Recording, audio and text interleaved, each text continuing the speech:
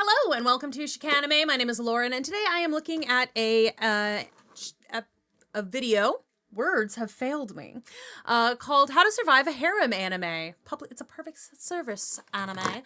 This is by channel Mother's Basement. It was suggested on a recent video. I'm like, sure, why not? Let's go. Let's find out how we'd survive a harem anime, just for funsies. I don't really know what to expect here, but I'm looking forward to it. Don't forget to subscribe if you want to see more stuff like this, and let me know in the comments what I should react to next. Let's go.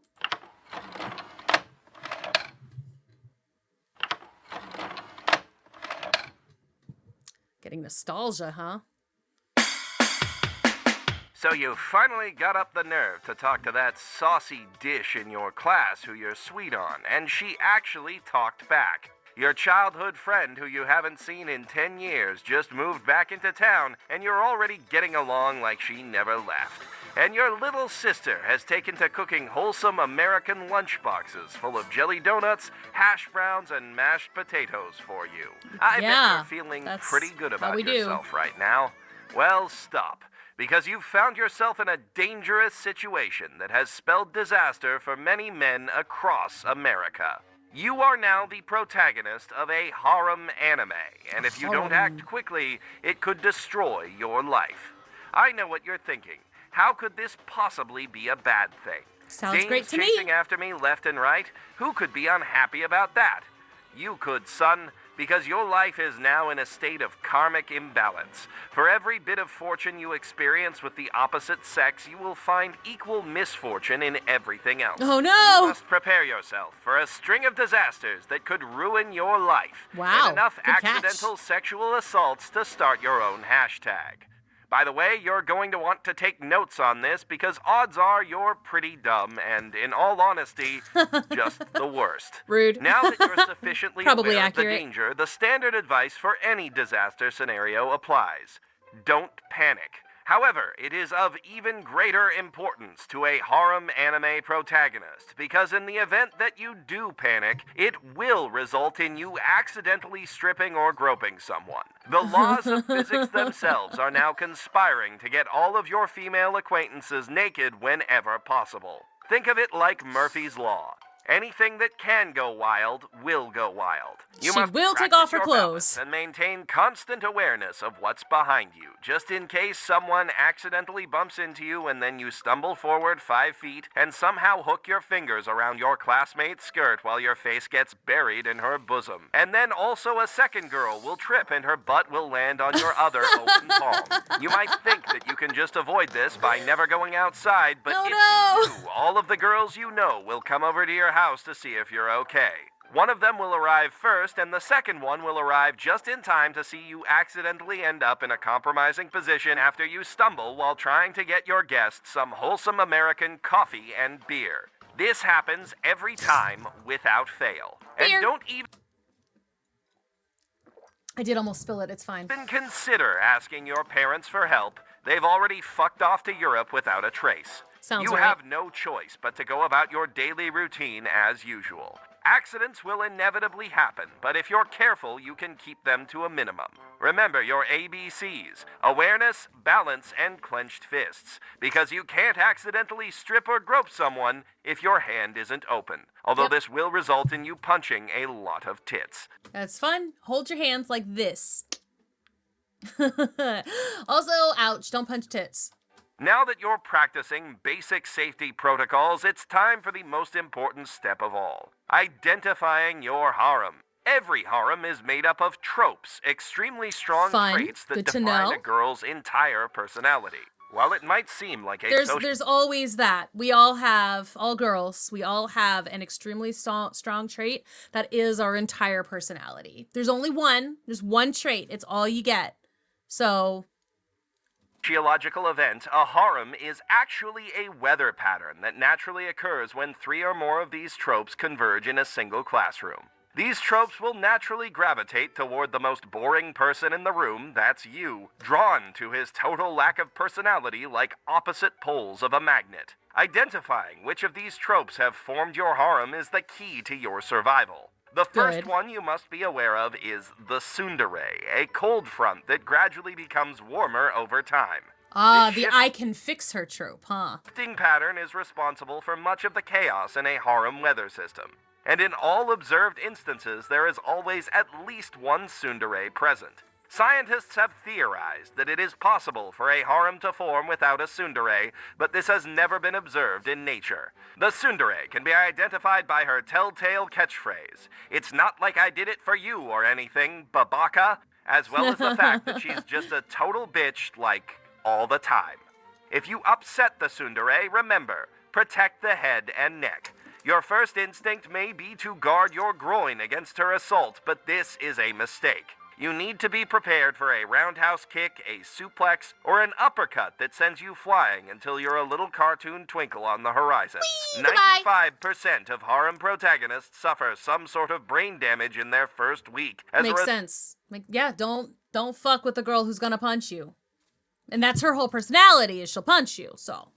Result of the tsundere's cute antics, and while this mostly just results in some degree of social or cognitive disability, causing subjects to exhibit an inability to read basic social cues or just make up their fucking minds already, in extreme cases, the Fair. consequences can be deadly. Though not nearly as deadly as a harem with a yandere in it. A yandere is like a tornado, pleasant and calm when you're at the center of her world, but violent and destructive as soon as you try to leave it. You can identify the yandere by her slightly too sweet smile and her insistence on always calling you senpai even if she knows your real name. If you are unlucky enough Sneaky. to end up in this worst case scenario, you have but one option. Run and Yep, run get out of fast. there. GTFO. You need to fake your death, move to a different country, preferably on a different continent, and assume a new identity there. And even then, she's so obsessed with you, she'll find you anyway. If you need help with this, please refer to the previous tape in this series. So you think you're a Zappelli. Fortunately, the yandere is a very rare occurrence in nature, although because, as we have established, you are the worst, it is entirely possible that you could transform one of your other, less dangerous tropes into a yandere by being a total goddamn jackass. Makes sense. Makes perfect sense. I love it. You jackass. As such, it is vital that you know and understand what other forces are at play in your life. Here are the tropes you are most likely to encounter, ranked in order of potential danger. Tell me. First, Let's go. there's the sadodere, or sadist, a girl who expresses her affection mainly by physically and emotionally abusing you. While this can be good fun in a controlled environment between consenting adults with a safe word, in day-to-day life it is likely to cause many problems for you. On her own, she's an annoyance, but her tendency to lie and manipulate other people can dramatically amplify the typical dangers inherent in a harem system. Fortunately, the sadist is easy to identify by her behavior once she stops pretending to be nice, so once you're aware That's of her, good, at keep least. your That's something. distance, unless you're into that. And whenever another girl seems to be mad at you for no reason in particular, ask the sadist if she had anything to do with it and wouldn't mind clearing things up if she did. The himedere, ojo, She or won't, though. princess is almost as arrogant and demanding as the sadodere, though without her typical manipulative facade of sweetness. Something, You can at least. spot a princess a mile away from her haughty demeanor, but if you're not Frieza. Amazing. he is. Frieza's certainly a little princess. good at picking up on social cues, and let's be real here, you're not, you can also identify not. her by She's the worst. this noise.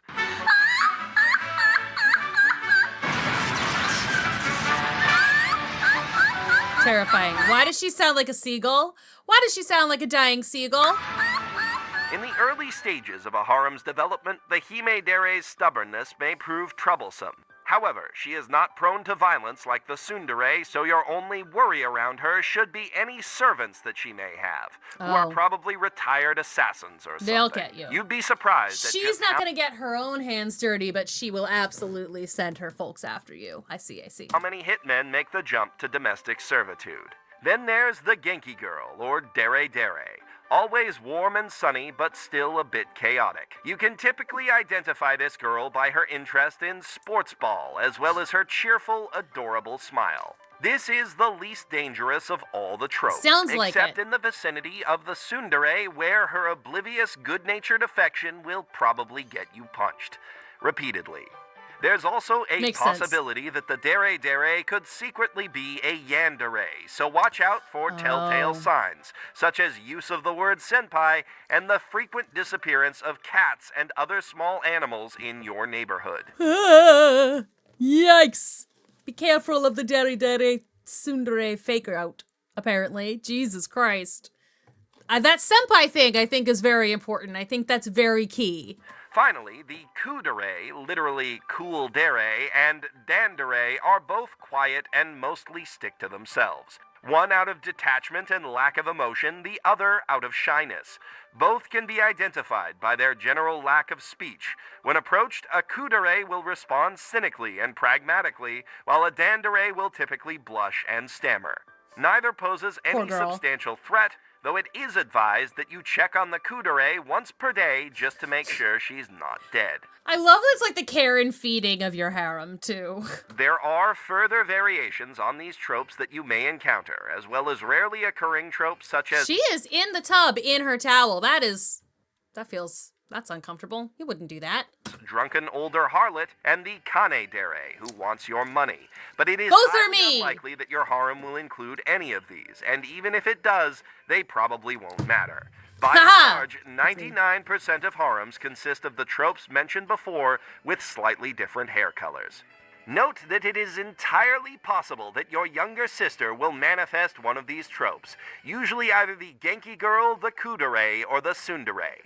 This used to be a very rare occurrence, but in the last decade it has become much more common. Terrifying. Something many scientists are attributing to global climate change. Ugh. If this happens to you, you need to remember one key thing above all else.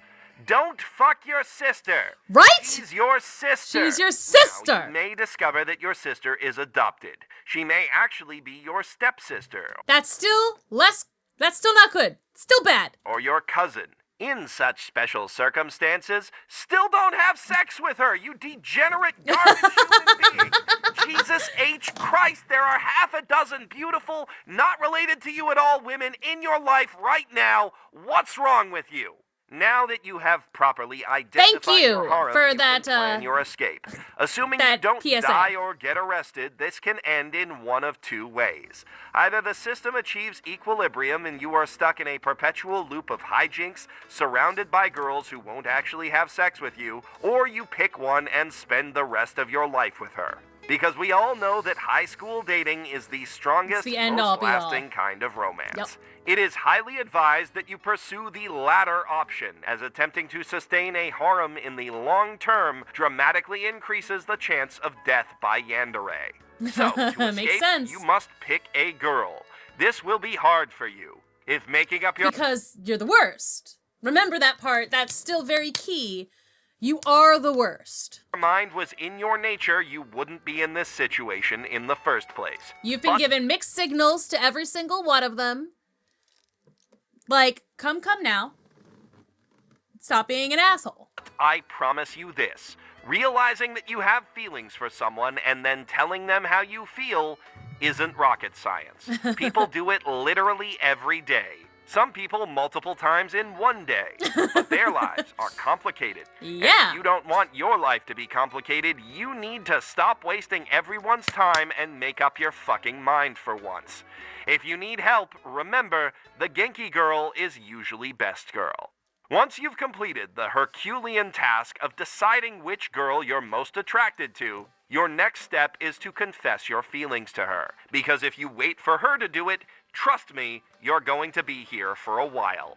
This will not go smoothly, so when you make your confession, you're going to want to make a few backups. That means writing down on paper exactly how you feel in clear, impossible to misinterpret language. Because things will get very confusing. She will take it in the wrong way every single time. Making sure to both sign your name and explicitly address it to her, then taking a picture of the paper with your cell phone, and finally getting the text both engraved on a metal dog tag and tattooed somewhere on your body that has no lewd connotations whatsoever.